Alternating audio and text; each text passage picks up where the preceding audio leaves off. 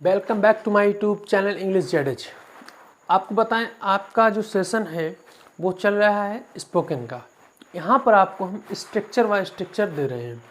तो अभी तक नया ही क्लास था हमारा स्पोकन का और 3-4 ही स्ट्रक्चर आपको दिए हैं।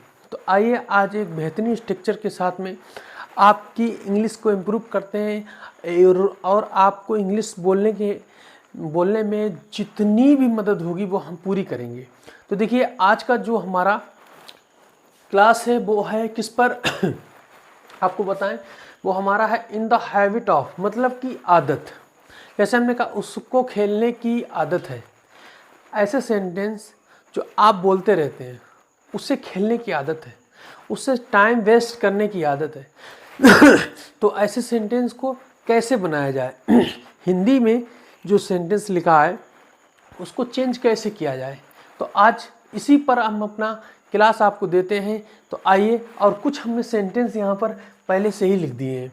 तो जो पहले से सेंटेंस लिखे हैं इन्हीं सेंटेंस को इस स्ट्रक्चर के अनुसार हम बनाएंगे।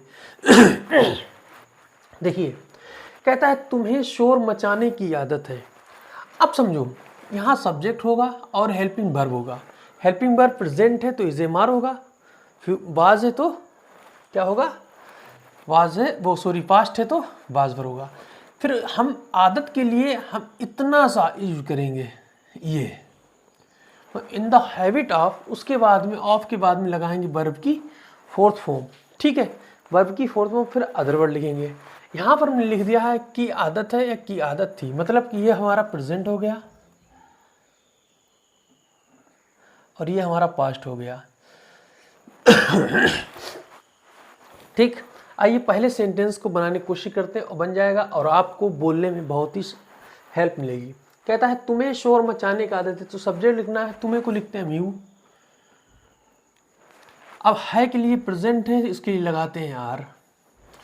ठीक, फिर कहता है इन द हैबिट ऑफ, तो देखो इन द हैबिट ऑफ, फिर क्या लिखेंगे, मचाने की आदत है, तो हम क्या करेंगे, making a noise, making a noise. फिर देखिएगा दूसरा, मुझे कॉफ़ी पीने की आदत है, तो I am in the habit of taking coffee. ठीक, दूसरा सेंटेंस हो गया है। फिर कहते हैं उसे स्कूल जाने की आदत है, तो उसे को हम ही करें या शी करें, कोई दिक्कत नहीं, तो ही कर दिया। अब यहाँ थाती थे पास्ट हो गया तो वाज करेंगे। और जो स्ट्रक्चर कहता है कि आदत के लिए हम इन द हैबिट ऑफ लगाएंगे, तो लगाइएगा इन द हैबिट ऑफ, और कहाँ, स्कूल जाने की, गोइंग टू स्कूल। ये हमारा तीसरा सेंटेंस हो गया। आइए बात करते हैं चौथे सेंटेंस की। कहता है उन्हें अंग्रेजी बोलने की आदत है, तो उन्हें होता है प्लूरल, तो इसके लिए हम दे का प्रयोग करते हैं, तो हम लगाएंगे दे, और प्रेजेंट है दे के लिए लगाएंगे आर। दे आर रूल्स के अनुसार इन द हैबिट ऑफ। अब देखो अंग्रेजी बोलने की, तो वर्ब हमारी ये है, ये वाली, इसी की लगाएंगे आईएनजी, स्पीकिंग इंग्लिश। हुआ, 4 हो गए। अब इसी को आप स्पोकन में इस्तेमाल करिएगा, खूब बोलिएगा इसके साथ में। हमें सभी विषय पढ़ाने की आदत है, तो हमें को वी करेंगे, प्रेजेंट है तो वी के साथ आर लगा देंगे, इन द हैबिट ऑफ। अब देखिए, पढ़ाने को क्या कहते हैं, टीच, हो जाएगा टीचिंग। और क्या, सभी विषय, ऑल सब्जेक्ट्स। अगर आपको दिख नहीं रहा है, ऑल के बाद सब्जेक्ट्स लिखा है, ठीक, SUVJECTS सब्जेक्ट्स। फिर कहता है लता को, हम उधर उसको उठा के इधर लिख देते हैं सब्जेक्ट को, ऑल सब्जेक्ट्स यहाँ पे। ठीक, फिर कहता है लता को शहर में रहने की आदत थी, तो लता was in the habit of living, रहने को लिविंग कहते हैं, कहाँ, शहर में, in the city, in the city. ठीक।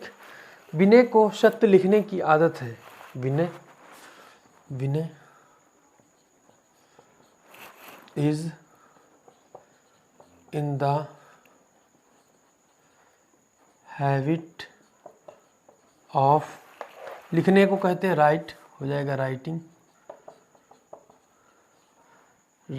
और सत्य को कहते हैं ट्रुथ।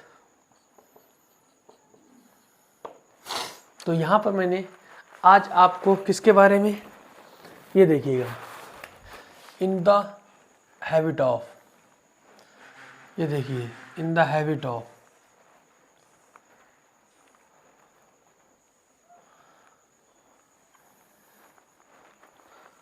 ठीक। मैंने इस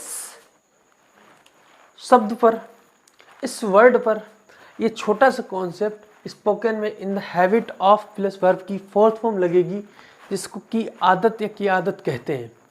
ऐसे सेंटेंस, ऐसे, अब देखिए आप बोल के बताइए एक सेंटेंस।